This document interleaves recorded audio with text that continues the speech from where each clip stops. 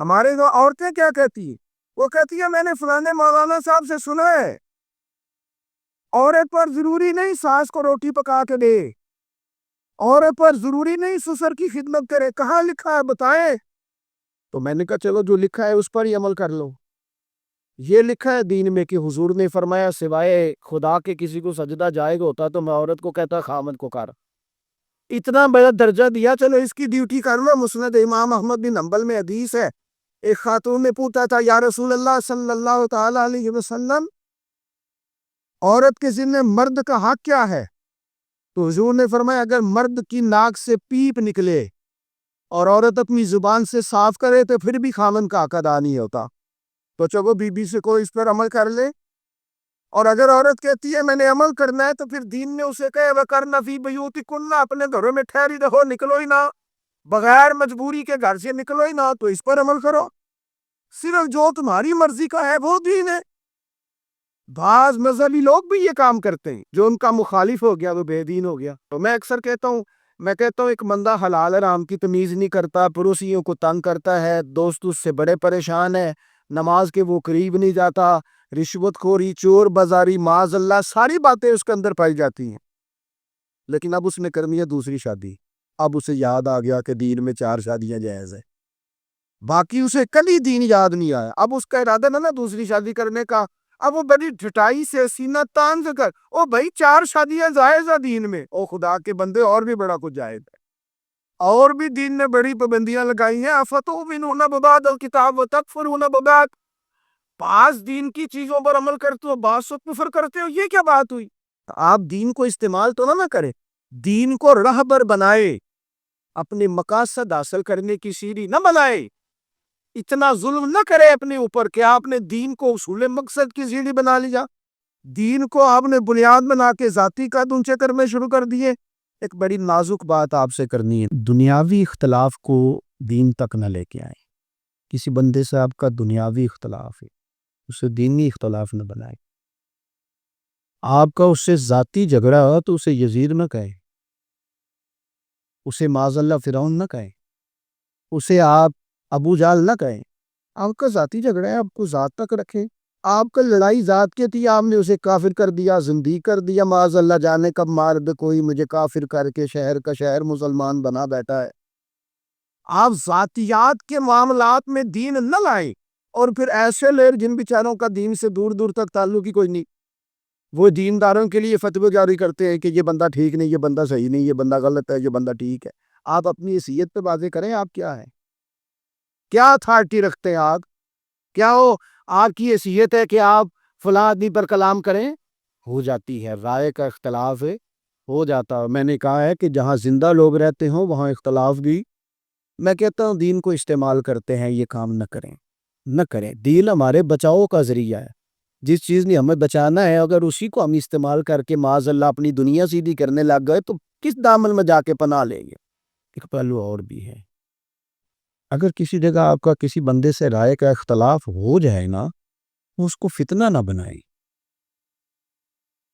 ہو گیا رائے کا اختلاف ہو گیا، ہم نے دیکھا ہے دوستوں میں، پیر بھائیوں میں، احباب میں، جہاں کٹھے رہتے ہیں وہاں رائے کا اختلاف ہو جاتا ہے، لیکن ایسا نہ ہو کہ آپ کے رائے کا اختلاف دینی نقصان کرے، ملی نقصان کرے، تنظیمی نقصان کرے، آپ خرابی پیدا کر دیں، آپ ادارے تباہ کر دیں۔ ٹھیک ہے رائے کا اختلاف ہو گیا، لیکن جس طرف زیادہ لوگ ہیں اور صاحب الرائے ہیں، اچھے لوگ ہیں، آپ اپنی رائے دینے کے باوجود بھی آپ کہیں ٹھیک ہے اگر زیادہ لوگ ادھر ہیں تو میں اپنی بات چھوڑتا ہوں، کہہ لے، کچھ بھی نہیں ہوتا، کوئی فرق نہیں پڑتا۔ میں کہہ چکا ہوں کہ اصول میں عقیدے میں اختلاف ہو تو فرید ڈٹیں، لیکن اگر کہیں گنجائش ہو دینی، تنظیمی، فلاحی معاملات میں تو خدا را ادارے نہ توڑ دیں، دین کا نقصان نہ کر دیں۔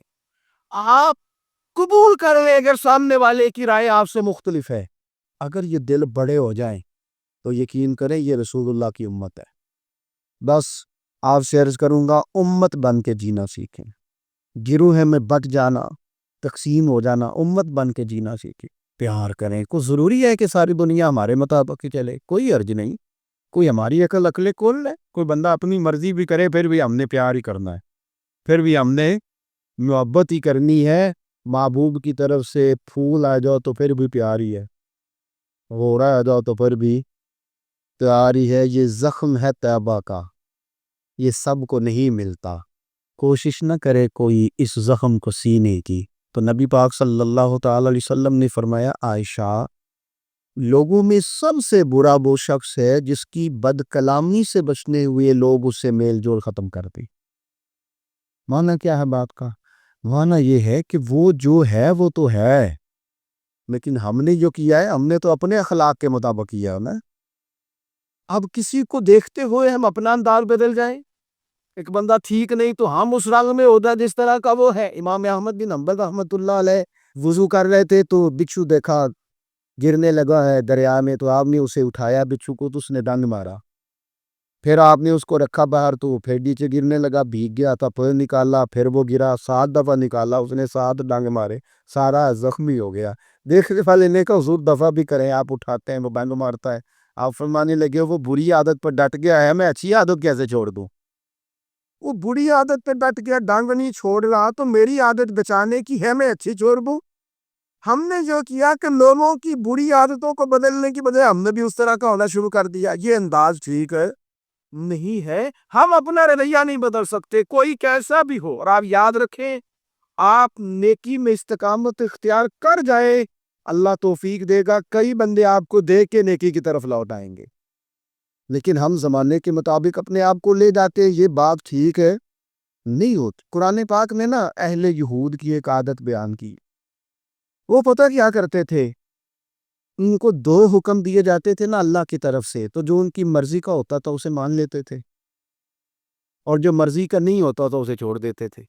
اللہ تعالیٰ نے نا یہودیوں کی اس عادت کو قرآن پاک میں بیان کیا، فرمایا اَفَتُؤْمِنُونَ بِبَعْضِ الْكِتَابِ وَتَكْفُرُونَ بِبَعْضٍ، تم کتاب کے بعض حصے پر ایمان لاتے ہو اور بعض سے کفر کرتے ہو۔ آج نا بدقسمتی سے خدا ہمیں معاف کرے، معاذ اللہ، مسلمانوں میں بھی یہ عادت آ گئی ہے کہ اگر ان کی مرضی کی بات ہو تو مذہب استعمال کر لیا، اور اگر مرضی کی نہیں تو پھر انہوں نے کبھی مذہب کی بات ہو لنک کی، ہمارے اینکر فٹافٹ کہیں گے او جناب یہ بات کس کا بھی تو اسلام حکم دیتا ہے۔ اسلام اس کے علاوہ بھی کئی چیزوں کا حکم دیتا ہے، آپ اس کی طرف بھی جناب تھوڑی توجہ کریں، کون دین بیان کرے۔ یاد رکھیں کہ جو زندوں کا معاشرہ ہوتا ہے نا، وہاں رائے کا اختلاف بھی ہوتا ہے۔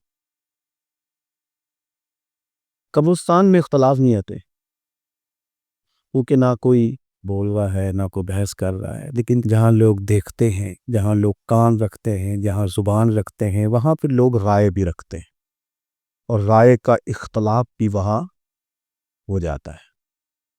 ہم یہ کرتے ہیں کہ فروعی مسائل میں جہاں دین گنجائش دیتا ہے وہاں بھی کسی مخالف کی رائے سننے کو تیار نہیں ہوتے، حالانکہ ہمارے بزرگوں کے ہاں عقائد تو مسلمہ رہے، اللہ کی ذات کے بارے میں، رسول اللہ کی عظمت کے بارے میں صلی اللہ تعالی علیہ وسلم، جہاں تو اصول میں تو عقائد میں تو وہ لوگ بڑے پختہ رہے، لیکن جہاں فروعی معاملات ہوئے کہ ہم نے آمین کہنا ہے نہیں کہنا ہے، ہم نے رفع یدین کرنا ہے نہیں کرنا ہے، جہاں فروع کی بات آئی وہاں ہمارے آئمہ میں اختلاف رائے ہوا، امام شافعی کا امام مالک سے، امام احمد بن حنبل کا امام اعظم سے، لیکن ہم صرف امام اعظم کے مقلد ہیں، اس کے باوجود کہتے ہیں امام احمد بن حنبل رحمۃ اللہ علیہ، اس کے باوجود کہتے ہیں امام شافعی رحمۃ اللہ علیہ، امام مالک رحمۃ اللہ علیہ، اور ہر جگہ اس خوبصورتی کے ساتھ ان بزرگوں کے نام لیے جاتے ہیں، تعریف کی جاتی ہے، ان کی جو خیر کی باتیں ہیں وہ بیان کی جاتی ہیں،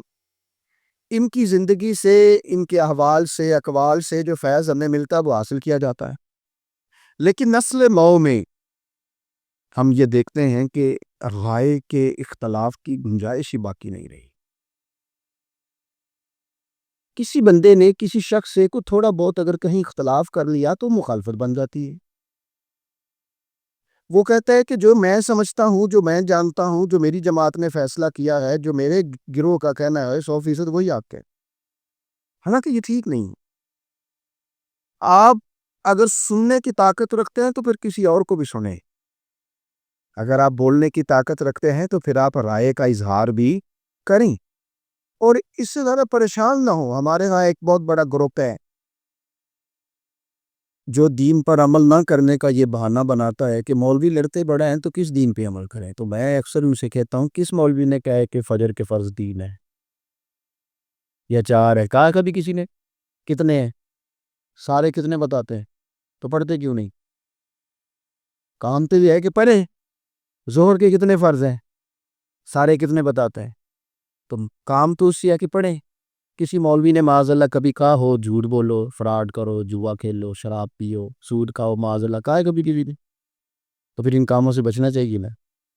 سب مولوی کہتے ہیں نا والدین کی فرما برداری کرو، پڑوسیوں کا حق ادا کرو، جائز کمائی کھاؤ، تو اس پہ عمل کرو. ہم تو بہانے بازی کر رہے ہیں، بہانہ بنا کے جان چھڑا رہے ہیں. بھئی مسلمات میں کم کسی بندے نے کوئی رائے اس سے اختلاف والی دی ہے، صرف یہ کہ عمل نہیں کرنا چاہ رہے.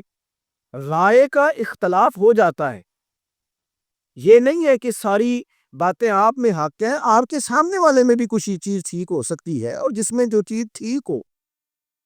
ہمارا یہ حال ہو گیا ہے کہ ہماری چونکہ مخالفت ہوتی ہے تو ہم کسی کی کسی خوبی کو بھی قبول نہیں کرتے.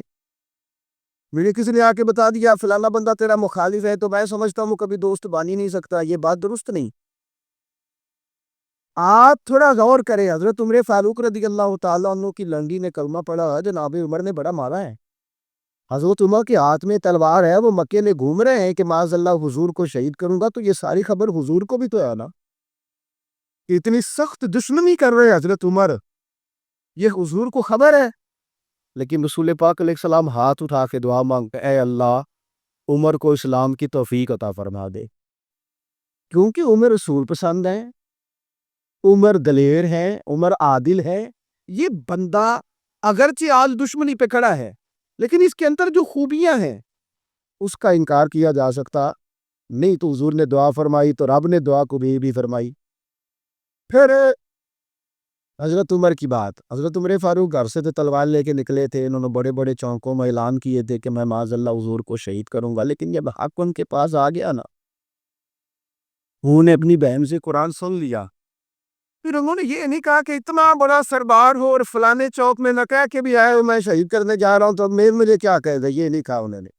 وہ حق پرست تھے، انہوں سمجھ آ گئی کہ اب میرا ضمیر جاگا ہے تو میں نے یہ نہیں کرنا کہ اب لوگ کیا کہیں. یہ لوگ جو کہتے ہیں کہتے رہیں، میں نے وہ قبول کرنا ہے جس کو میرا دل، میرا روح اور میری ضمیر قبول کر گیا ہے. اب میں کلمہ پڑھوں گا رسول کریم علیہ السلام کا.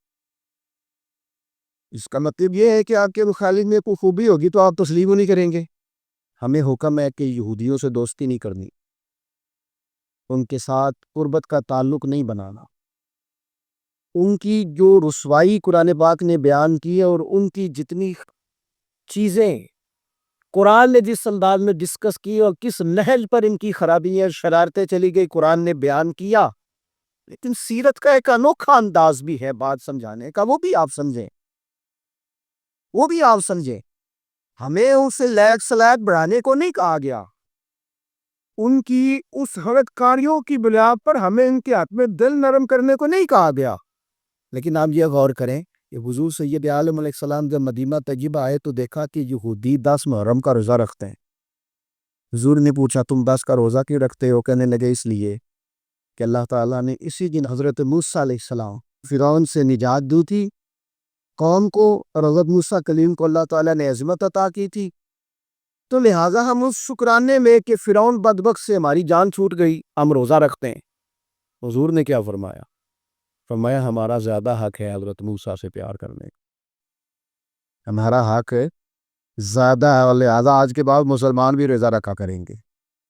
اب اگر کوئی بندہ کام ٹھیک کر رہا ہے، ٹھیک کر رہا، محبوب بہت ساری چیزیں قبول کر لیتے، وہ الگ بات ہے کہ اللہ کی طرف سے دہی آ گئی اور حضور نے اس بات کو جو حکم آیا اس کے مطابق کر لیا.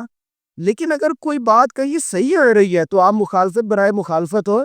یہ حضور کی سیرت نے پیغام دیا. اگرچہ آج ہم ان کے ہاتھ میں نرم رویہ رکھنے کی اجازت نہیں ہے، ان کی خیر کی چیزوں پر بھی دوڑنے کی ضرورت نہیں ہے، اس بھی ہے کہ اب وہ خیر کار ہی نہیں رہے، اب وہ دور نکل گئے، کفر میں آگے بڑھ گئے. لیکن اگر کسی جگہ کوئی چیز ٹھیک موجود ہے، مجھے بتائیں آج یہ رویہ مسلمانوں کا ہے؟ کوئی سیاسی جماعت اٹھ کے کہتی ہو کہ فلانی جماعت میں یہ بات صحیح پائی جاتی ہے، کوئی ایک دینی مذہبی فلائی ویلفیئر کوئی بھی جماعت کوئی کام کرنے والی ہو اور وہ اٹھ کے کہتی ہو کہ فلانی جماعت کے اندر وہ چیز ٹھیک ہے ہم سے، کوئی کہہ سکتا ہے؟ اتنی جرأت ہی نہیں، اتنی طاقت ہی نہیں، ہم اتنا بڑا حوصلہ ہی نہیں رکھتے۔ قبول کرے اگر کہیں کوئی خوبی ہے تو اس خوبی کو، ایک بات تو یہ اچھی طرح ذہن میں بٹھائیں۔ دوسری بات ہمارے ہاں یہ ہوتا ہے کہ ہم خیر کی بات قبول کرنے کو تیار، اور دوسرا پہلو یہ ہوتا ہے کہ ہم نہ، اگر ہمیں پتہ چل گیا نا سامنے والے کا رویہ صحیح نہیں، ہم اپنا بھی خراب کر لیتے ہیں۔ یہ اس سے بڑی غلط حرکت ہے۔ حضرت سیدہ عائشہ صدیقہ رضی اللہ تعالی عنہ ارشاد فرماتی ہے، یہ سنن ترمذی شریف میں حدیث موجود ہے، فرماتی ہے کہ نبی پاک صلی اللہ تعالی علیہ وسلم نے ایک شخص کے بارے میں فرمایا، وہ شخص آ رہا تھا، حضور نے فرمایا یہ اپنے قبیلے کا برا آدمی ہے۔ کسی کے شر سے لوگوں کو آگاہ کرنے کے لیے کہ لوگ اس کے شر سے بچ جائیں، کسی کی خرابی بیان کرنا درست ہوتا ہے اگر کسی کو اس شر سے اندیشہ ہو۔ محمود پاک علیہ السلام نے فرمایا یہ اپنے قبیلے کا برا آدمی ہے۔